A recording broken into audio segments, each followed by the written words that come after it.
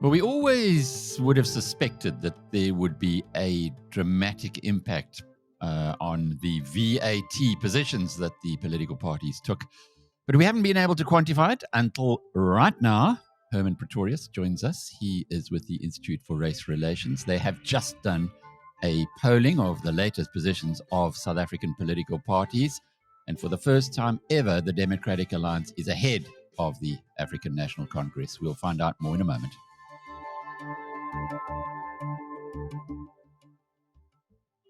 Herman, this is pretty epic stuff if you want to step away from it. It's almost unthinkable in 1994 that a tiny little political party would overtake the mighty African National Congress. But from your latest polling, that appears to be the case. Give us the headline numbers. Well, the headline can only be one thing, and that is that the DA, as you say, now on 30.3%, has overtaken the ANC on 29.7% for the first time in IRR polling history. Now, that is a marginal, a slight lead, but a lead nonetheless. And as you say, something that might have been absolutely unthinkable 30 years ago, 10 years ago, 5 years ago, even 2 3 years ago, if we think about the popularity that President Ramaphosa had when he came into office. But what is so incredible about this is we didn't plan on having an opinion poll in the field at the moment that the budget blew up in Parliament. But my word, what a coincidence that gave us unique insights into what South African politics could become if the type of debate that dominated Parliament comes to dominate our political landscape heading into the next election cycle. Why do you do these polls? Well, since 1929, we've been trying to understand South Africa. That's the whole point of the IRR, is we've been trying to understand the race relations of South Africa and what could ultimately lead to the maintenance of sound race relations. And over the years, we found not only that race relations have been solid and sound, but that South Africans share a lot of socioeconomic aspirations across racial lines.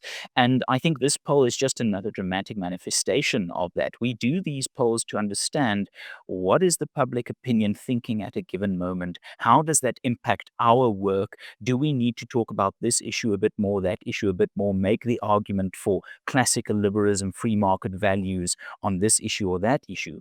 And generally, it just helps us inform the public, the world out there, and ourselves about what's really going on in the country. Because a lot of people think they know what's happening in South Africa, but it really is quite something to work for an entity that not only seeks to honestly understand it, but does this polling every year. And we ask the political questions, we ask the race relation questions, we ask the policy preference questions, but we published the political ones in isolation in its own little report this time because they were so explosive. DA overtaking the ANC support among black voters falling from 50% to 37%, the DA's support among black voters going from 5% to 18%. I mean, this is unprecedented stuff. I had a fascinating discussion with your colleague, Makoni Maja, last week. And in it, I opined, as many people who talk to me opine, that the DA needed a black leader to make any progress amongst black voters. And she kind of chided me by saying, hang on a minute, you might be thinking that way, but the population is not thinking that way. South Africans are actually getting over the whole race-based voting approach, and they're looking for other things like who's going to give us jobs, who's going to do better for the economy. Why are we continuing to be poor by following ideological ideas that are 30 years old? It seems as though she might have had an insight into what you've released, what you're releasing this week, or if not, that she's much closer to the pulse of the nation than most external commentators. I think it's a bit of both, and to be honest, the institute polling has been showing this fundamental, instinctive, moderate, non-racial South Africa to be out there the whole time, and it's been, I think, for the DA particularly, this breakthrough amongst Black support um, has been they've been chasing it for 20 years, and they've tried various attempts at breaking through. I mean, under the leadership of Helen Zille, there was this settling into not non-racialism that the PFP and the DP had, but a sort of a multiracialism that we are trying to do capable racism, if I could, coin a phrase. It wasn't about not Mm. seeing the color of the people that we're dealing with and just treating them as individuals. It was about playing the race card, but playing it sort of constructively. And that led to the leadership of Musi Maimane that was controversially described by one of his predecessors as an experiment. But I think this has been a simmering assumption for the DA that if they want to break through and grow their support from Black voters, they needed to quote unquote do Black politics or quote unquote have Black policies. And I think this VAT issue, the crystallization that brought to the debate is so powerful because the budget, VAT, that is something that absolutely does not discriminate on race.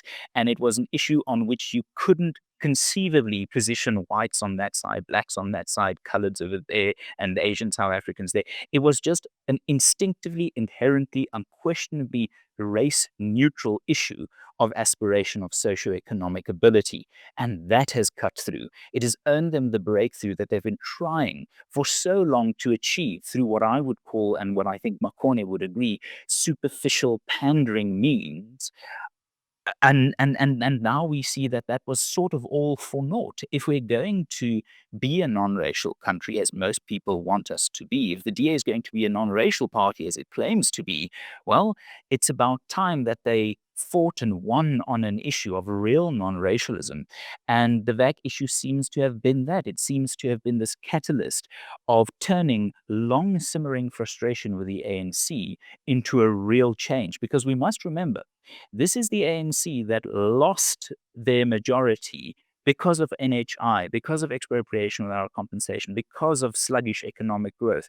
And then the ANC went into the GNU, and instead of taking in a posture of humility and compromise and perhaps using it as an excuse to get back to Mbeki era pragmatism, they doubled down. And the public started to see the GNU as just another continuation of the ANC, punishing the ANC for it. And then along came the VAT issue that just created this binary.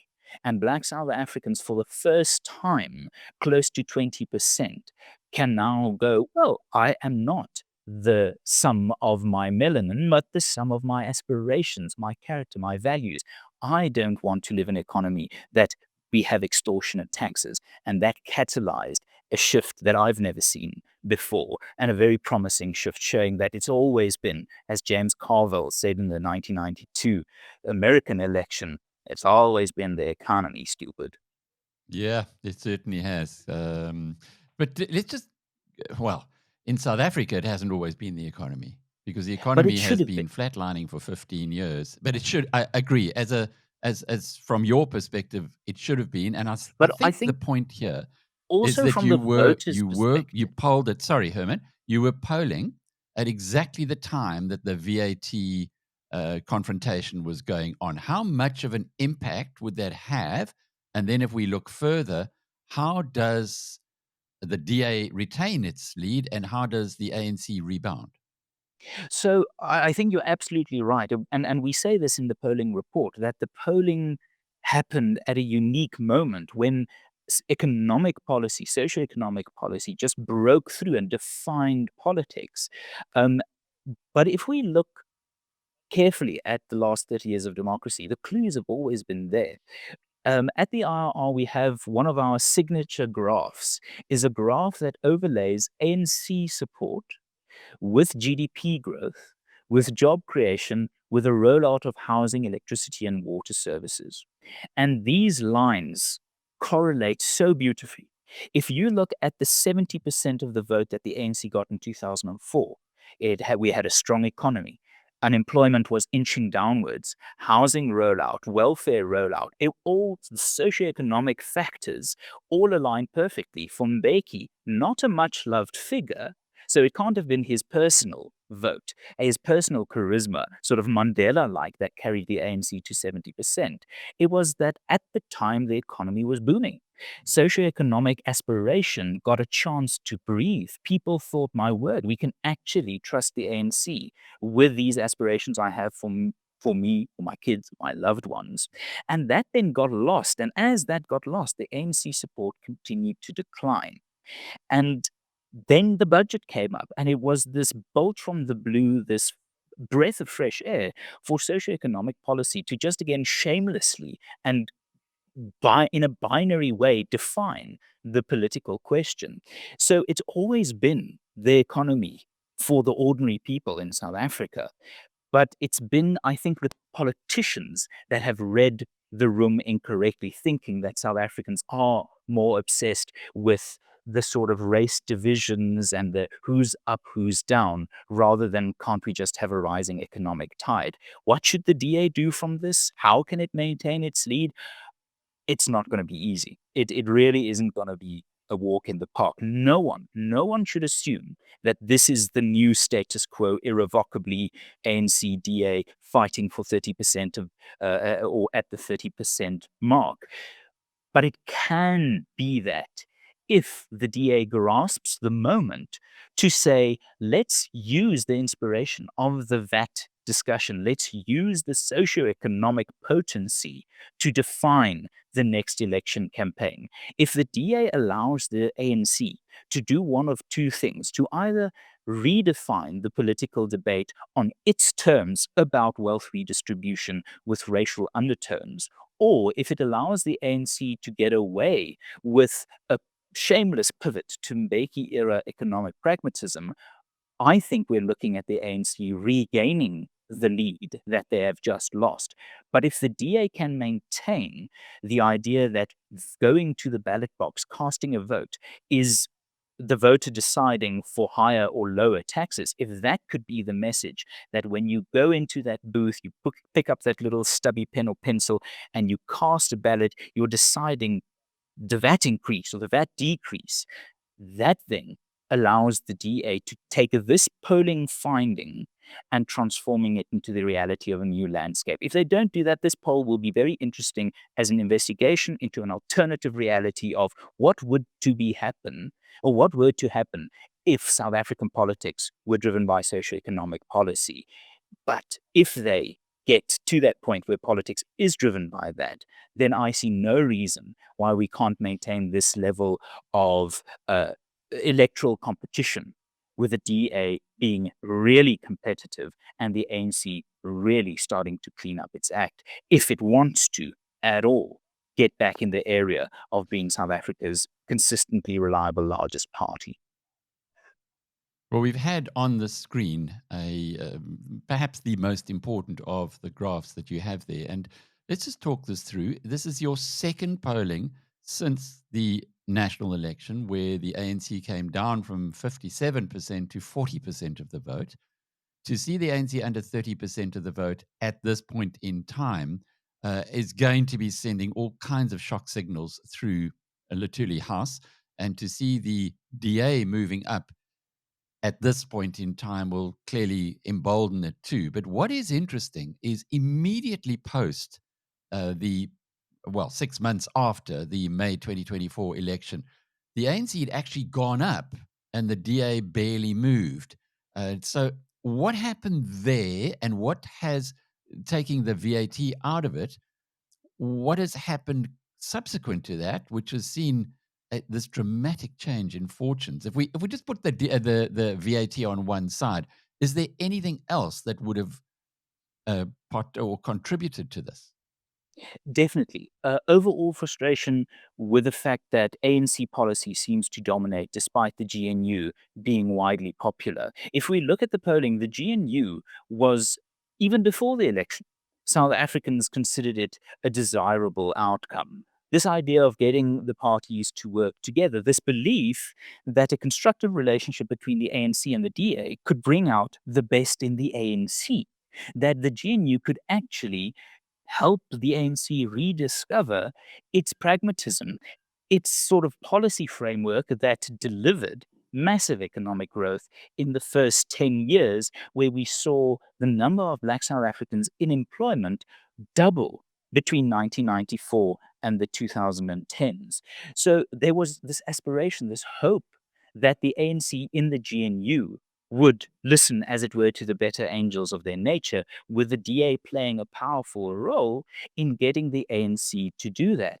Instead of a chastised, humbled ANC returning to a sort of pragmatism, we've seen the opposite. And we've seen NHI being pushed aggressively forward despite not being a popular policy. We've seen expropriation without compensation, same story happening. We've seen a doubling down, a tripling down, a quadrupling down on BEE regulations and this new transformation fund announced along racial lines that simply do not register with the South African public as feasible solutions. So the ANC benefited from the GNU initially because there was this idea that, now we're going to get the crazies out of the room, the people who've been radicalizing the ANC, who've been dragging them from away from the pragmatic center.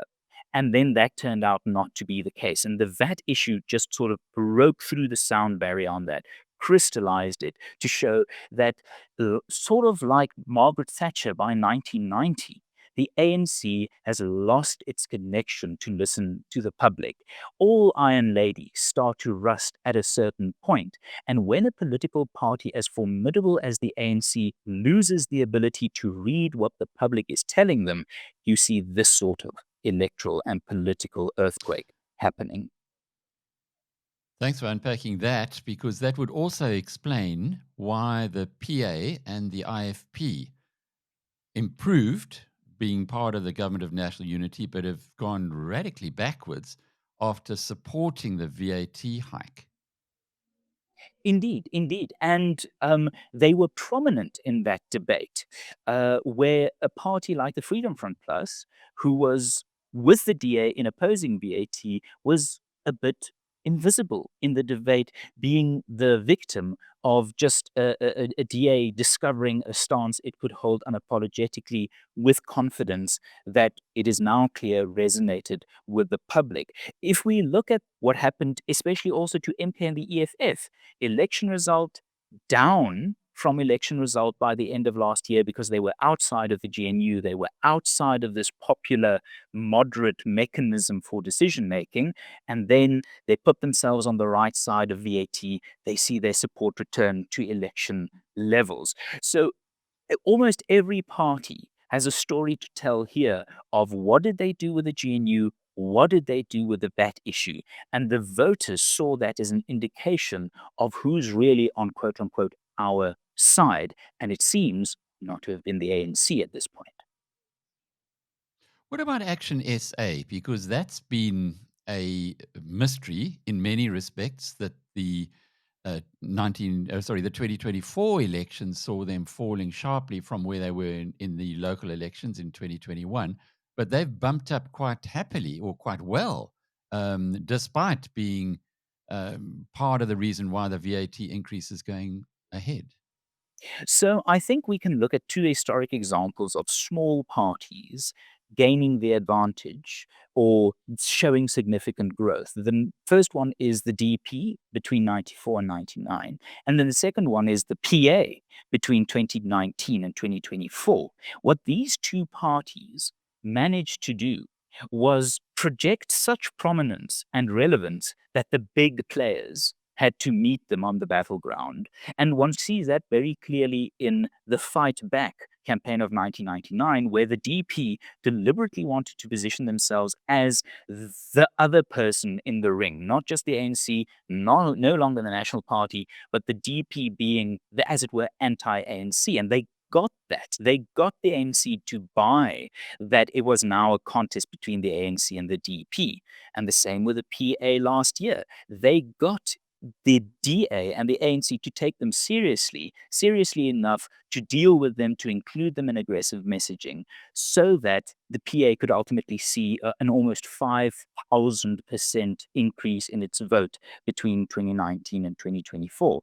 And Action SA have managed a similar feat. They have managed to get the big parties to seem that they are responding to Action SA. This was prominence politics of a very high ability. Now, does that mean Action SA will maintain that level of support?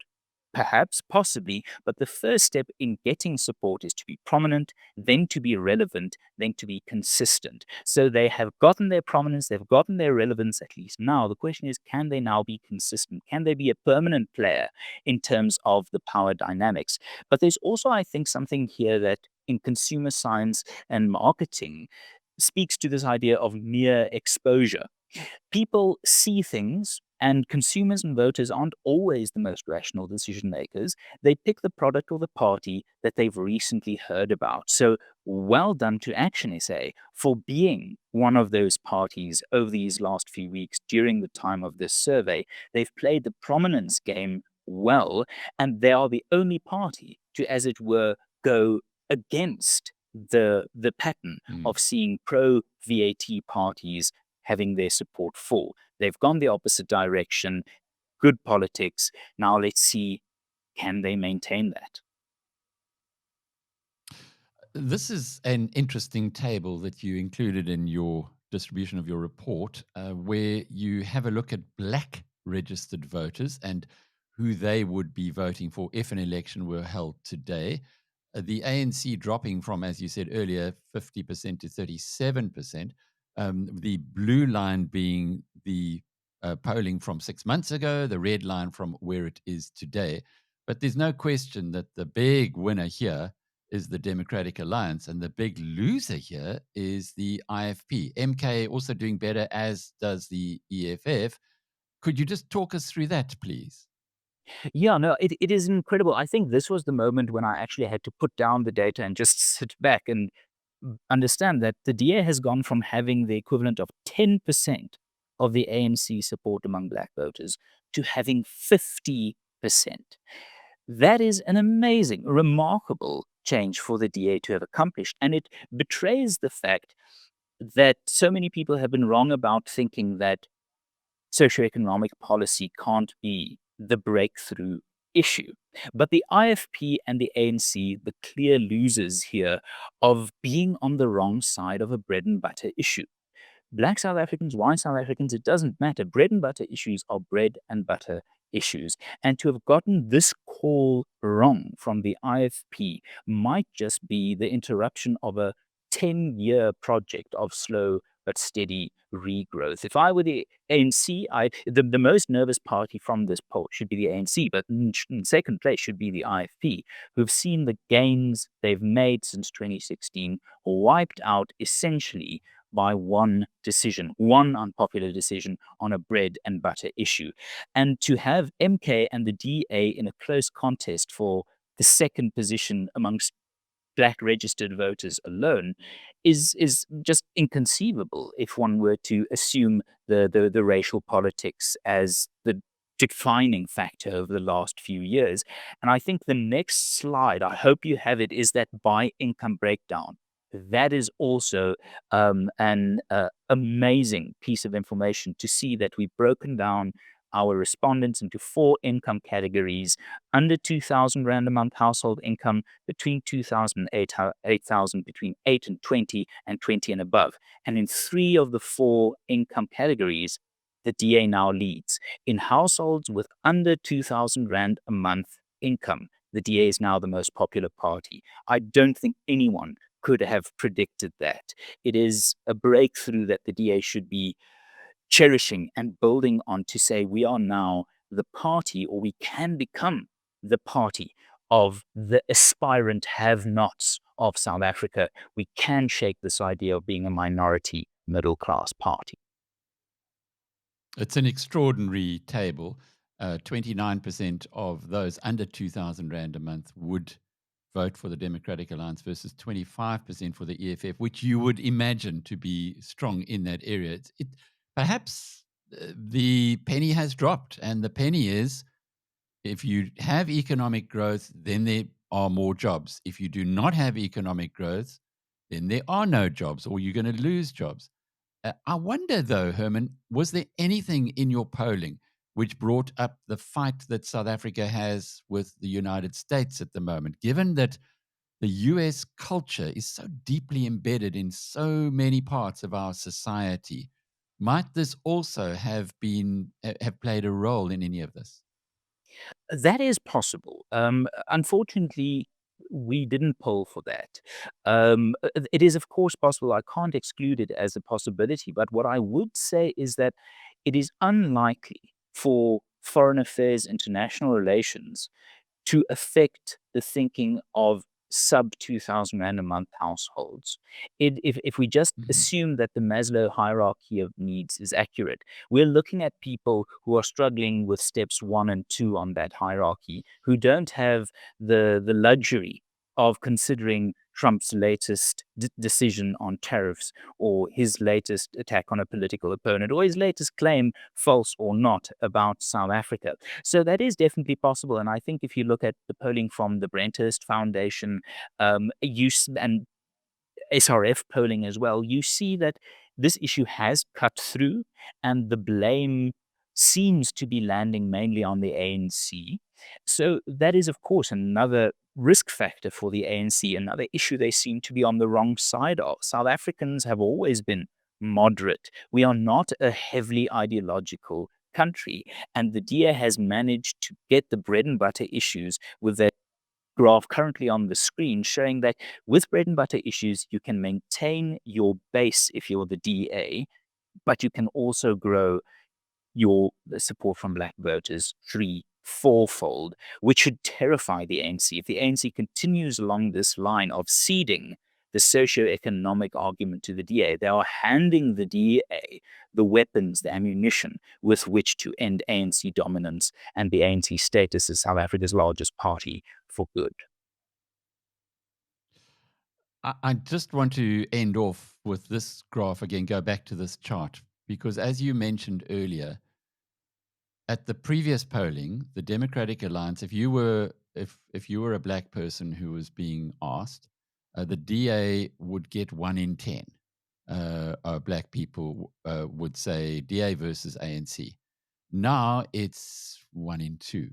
Sorry, 1 in 3. Hang on, I can't quite get this, but it's Yes. 50% of where we were. So if you've got if you've got 3 black people who are being polled, then one would be saying today DA and two would be saying ANC.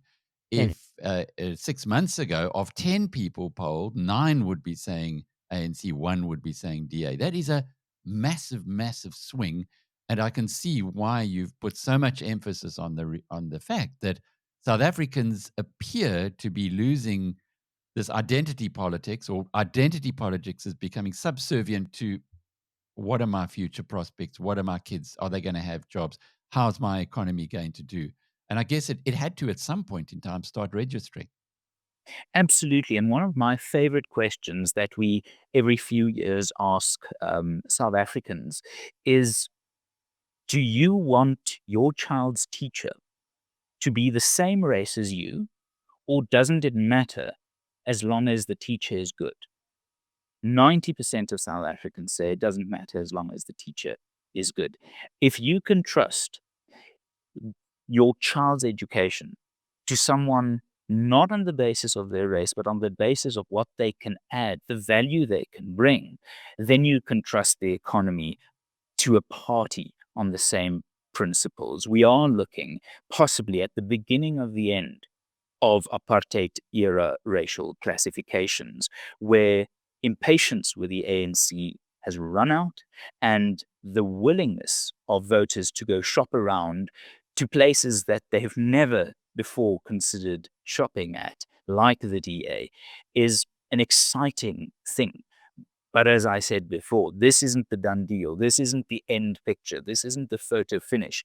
This is just the start of what should be a political realignment based not on how different South Africans look, but on how similar they want their lives to be. Our socioeconomic aspirations drove the moment that gave us this poll. If it can drive the political debate going forward, we will likely see this sort of result become the new reality. Hermann Pretorius is with the Institute for Race Relations. And, I'm not sure whether we've seen a watershed, but it certainly does appear to be a move in a direction which is becoming increasingly embedded. The previous poll that we spoke to on BizNews was from the Social Research Foundation, which was shock horror. The ANC was down from over 40% to 32%. On this one, it's perhaps even more of a seismic shift, below 30%, but more so that the DA has now gone ahead. I'm Alec Hogg from BizNews.com.